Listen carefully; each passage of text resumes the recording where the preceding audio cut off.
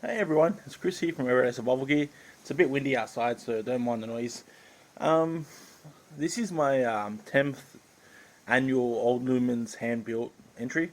I probably should have started this video at the start, but kind of running out of time. There's only like 4 days left now. So my plan was initially to build like a full wood light in hexagon shape, and I realized I'm not going to have the time. Well, I probably could have put in the hours, but I'm not going to have the tooling that I need around where I am right now. So I decided to build this all copper light, and I've already got it started. Um, it's really like nothing special, but it is an all copper light, like I said. Basically, just copper pipe, 18 mil outer diameter, I think, 18, 19. We use, I don't know, for some reason we still use not metric, imperial for measuring water pipes. So yeah, as you can see, I've gotten some of it complete. Not that much yet. Only a few days left. It's actually taken a lot longer than what I thought. This isn't really any easier than building the wood light, but it's probably for me. I've already got all these tools that I need, whereas the other tools are in storage, and I have to go grab them and bring them out and like whatever. So that was just going to be like really hard to go do that. So I'm kind of running out of light now, so I kind of want to get this done while I'm outside. I got a rotary tool here. Just brought some new bits for it. So I'm gonna clean up this hole a bit because this is supposed to be. This is going to be the towel cap here. It looks a bit dodge, but I soldered this on. Just to solder this on took like an hour and a bit. Trying to use like even using my 60-watt soldering iron, it does take a long time.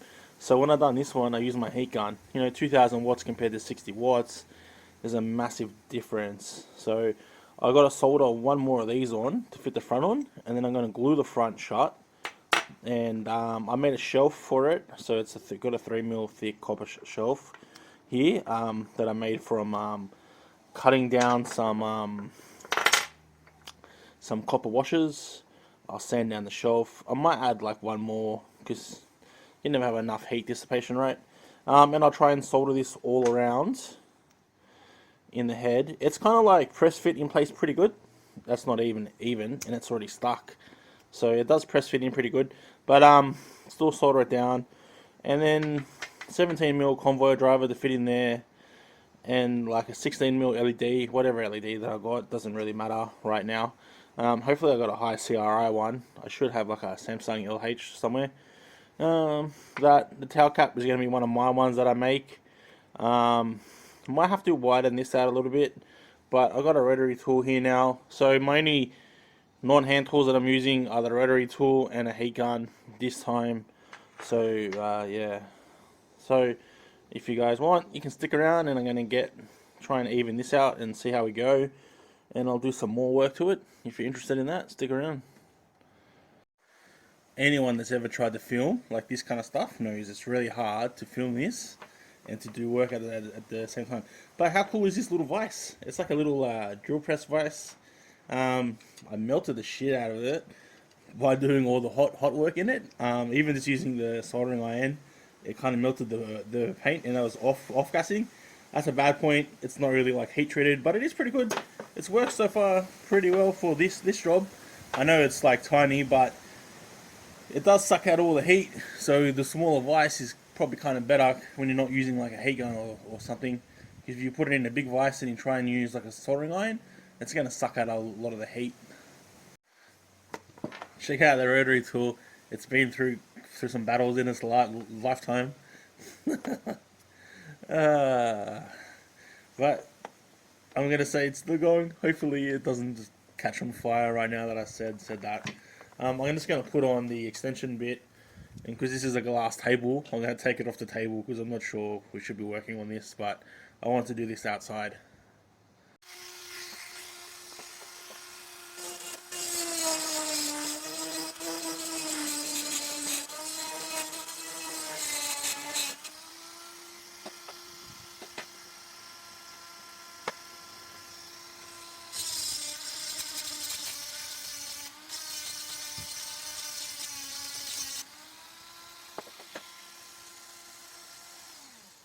Probably the bit that I want.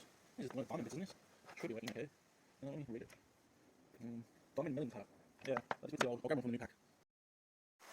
Got me a new bit out. Looks like we just upgraded to a lathe. Look at that bit. Fancy. I might crank up the RPMs too. It's only on like, what, 4,000? Or, well, number 4, whatever that is. More than 4,000 probably.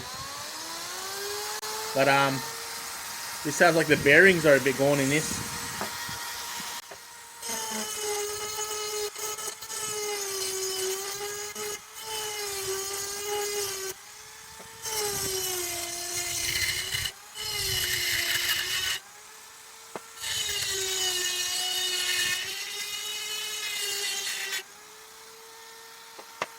Looks like a Lino, which is. Alright, I'm gonna go dig up, but I don't want to really make any wide on the master D. I'll put 80 in that. Probably locking the actual lathe bit, the actual white bit, not up here.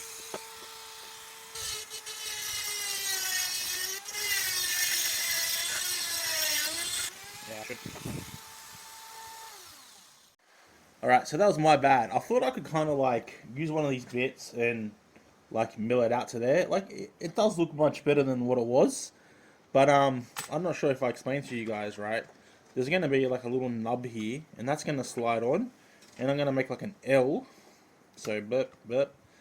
And then that's going to slide and then lock in. So I want to be able to remove the battery, and the head is going to be glued in place.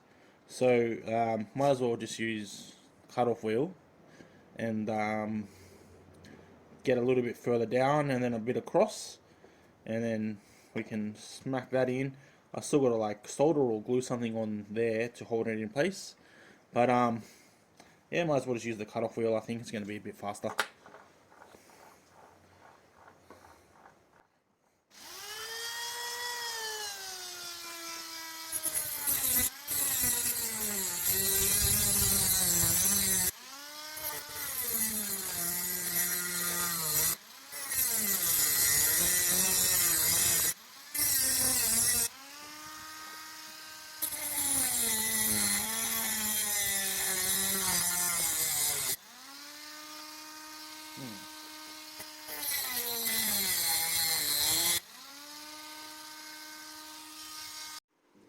Update 1250. That's how it feels right now. So yesterday I left you guys because it's pretty hard to do two things at once, record and do whatever. I kind of need like a different setup to my tripod. So I added this front bit so I can connect the front, the head to it yesterday. It does work. It's right now it's not really even because when I soldered it down, you got to use a lot of heat, and I use the heat gun, and you can't really hold it at the same time. I mean, unless you want to have scorched hands. And I sanded inside there, sanded it flat. I did sand this part too. The battery sits in nice and well. This is kind of like a little nubby here, where you go like so, and you lock it on. As you can see, it's locked on, but it doesn't really fit, and this is still a bit compass wampus. So I'm gonna like kind of get something together where I can fit some sandpaper in there and try and get that to work. But I think like I should pretty much start sanding down the light now and test fit some parts to see how they work. Oh yeah, also the head is like reinforced. The shelf, I shouldn't really need like anything on the for a bezel. Actually, that's this way's top. I had it the wrong way in. And that's the bottom, so the driver should sit like around here. I might be able to even just like solder the driver on because I'm going to glue the head shut. It shouldn't really matter where the driver sits. So yeah, sit like that but more even. So I guess fix up this bit and then we go from there. This never really ends out too well. So the reason why I soldered these parts on instead of using glue, I got some of this stuff, Loctite Control super glue. It's supposed to work on like metal. But I chose to solder it because it's harder, and we all like working hard. It's just probably gonna snap or something. But like I can apply, like that's a lot of force on there, right? Like look at that. Like you can squeeze this the whole way in, like that much, and it bends before it like breaks off. I don't need that in there like that. I actually need that straight out. But the soldering is actually very, very strong. Kind of need this to sit out. I shouldn't have done that. But just to show you guys what I mean. Metal fatigue now. Snap. There we go. So yeah, I kind of like, so as I was saying when I soldered it, it's kind of like leaning up, but now that I put that in, it sits on there like pretty even. Still needs to come down a slight tad up here, but either way you can sand it, wrong way around again, you can sand it off. Look at that, actually that's pretty much pretty even, right? That looks pretty good to me. But yeah, I'll do a little bit of work and pop this side back out. I shouldn't have done that, but if I did. So I need to be able to sand inside here. So open wide for the doctor. But I don't have anything that can fit. Well, I do have sandpaper, but my fat fingers do not fit. So what I'm going to have to do is break one of these in half and stick some sandpaper to it. And I can probably just fit the sandpaper in there, but I do want it to be pretty even, so I'd rather kind of like stick it in there like so. So I wonder if I can snap one of these. Ah, yeah, look at that muscles. It's a pretty small job. It's pretty small. That should work. Do I have to stick it down or will it stay put? Let's see. What sandpaper do we have here? 400 grit. Don't really need 400 grit, but it's only copper, so it should be okay. Fucking kind of effort was that, bro? Jeez Louise. Instead of sticking it down, I might be able to just kind of like, and then, no one then. Like so, you reckon? Let's try it. Let's give it a whack. It's still a bit thick. Oh yeah, not bad. Not bad at all. Brushing its teeth. I'm not, both my hands are here, so the camera is not shaking for no reason. Yes. Look at that. That already looks much better. Focus. I just got to get like rid of this little nub bit here, I think, and just widen this part a little bit. Come on, fit in. That's what she said. I think this light has like driven me mad. These projects always do. You're like, yeah, I'll whack that out in like this many hours, and like 20 hours later you're like waking up in bed like all sore, and you're like, what have I done? And you're only like halfway through still. Alright, you guys have seen enough sanding, I reckon. I'll show you the final result, but it should look at that, not bad. I didn't have to knock that much off there, but that does look like already much better. I just want to get out that little notch, and I might kind of like make this part curved because that's a bit sharp. It might kind of slide into place a bit easier if that part's curved, I think. Alright, so the tail cap's done, pressed in place. It clicks without being attached, but when you do attach it, it'll sit on like so, and that'll reinforce that, and close like so.